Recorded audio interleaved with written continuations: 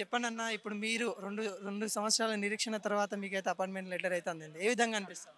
So చాలా హ్యాపీగా ఉంది ఫస్ట్ ఆఫ్ ఆల్. ఎందుకంటే చాలా రోజుల నుంచి అయితే కానిస్టేబుల్ అభ్యర్థులు ఎవరైతే ఉన్నారో దాదాపుగా 5-6 నెలల నుంచి రిజల్ట్స్ ఇచ్చిన తర్వాత 5-6 నెలల నుంచి కొన్ని కోర్టు కేసు ఇష్యూస్ ఉండడం వల్ల ఇదంతా ప్రాసెస్ అనేది కొంచెం డిలేగా ఉంది. సో ఓవరాల్గా ఏదేమైనా కానీ ఈరోజు మాకు తెలంగాణ ప్రభుత్వం ఈ నియామక పత్రాలు ఇవ్వడం అనేది చాలా చాలా హ్యాపీ అనిపించింది. అండ్ యాజ్ ఏ యూట్యూబర్గా నేను కూడా ఒక యూట్యూబర్నే. సో ఎంతోమందికి నేను అంటే మోటివేట్గా చేయడం అట్లా చెప్పడం మల్లం క్రియేషన్స్ అని యూట్యూబ్ ఛానల్ ఎంతోమందికి మోటివేట్ చేసిన. సో దానిలో భాగంగా ఈరోజు ఇక్కడికి వచ్చినప్పుడు కూడా చాలా హ్యాపీగా అనిపించింది. చాలామంది కలిసి హాయ్ బ్రదర్ అని ఇట్లా చెప్పడం కూడా.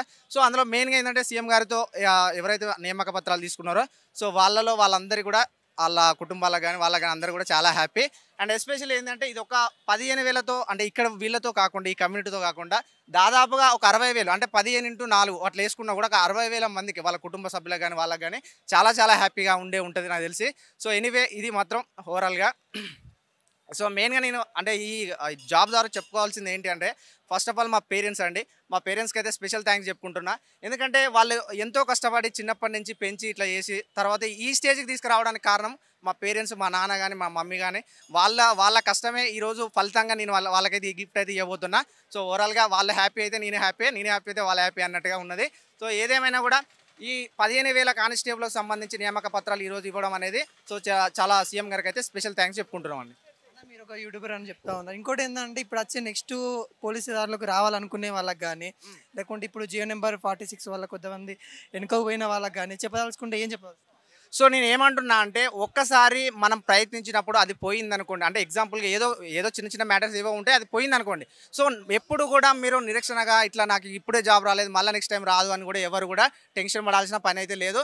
ఎందుకంటే ఖచ్చితంగా యాక్యురేట్గా మీరు చదువుకునేటప్పుడు కూడా యాక్యురేట్గా ఒక టైం టేబుల్తో ప్రకారంగా చదవండి. తప్పకుండా సక్సెస్ అవుతారు.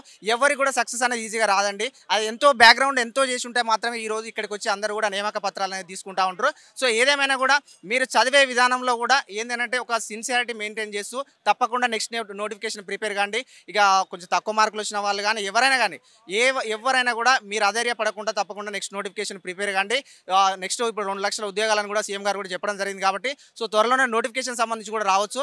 సో వస్తే మాత్రం మీరు ఇప్పటి నుంచే ప్రిపేర్ అయితే కాండి. ఎందుకంటే నోటిఫికేషన్ వచ్చిన తర్వాత అప్పుడే చదువుతాంతి అనుకుంటే మాత్రం మళ్ళీ మీరు బ్యాకప్లో వెళ్ళిపోతూ ఉంటారు. కాబట్టి ముందస్తుగానే చదవండి, ప్రిపేర్ కాండి. అండ్ అలాగే ఇప్పటి నుంచి ఒక టైం టేబుల్ అనేది మెయింటైన్ చేయండి. అట్లాంటప్పుడు అయితే మీరు ఈజీగా గెటిన్ కాగలుగుతారు. సో మీ గోల్ అయితే రీచ్ అవుతారు అని చెప్తున్నాను.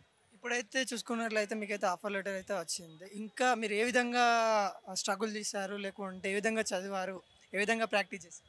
సో నేను ఓవరాల్గా ఏంటంటే నేను సివిల్ కానిస్టేబుల్తో పాటు నాకు ఇంకా వేరే జాబ్స్ కూడా రావడం జరిగింది.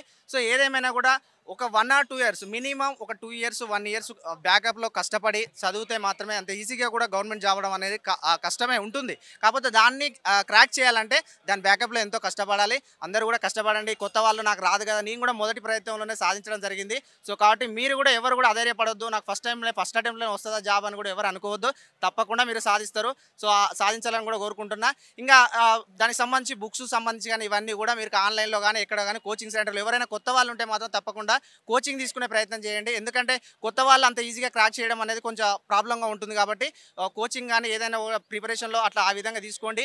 బుక్స్ కూడా స్టాండర్డ్ బుక్స్ అయితే మెయింటైన్ చేయండి. తెలుగు అకాడమీ లాంటి బుక్స్ అయితే మెయింటైన్ చేయండి. తప్పకుండా మీరైతే ఈజీగా రీచ్ అవుతారు.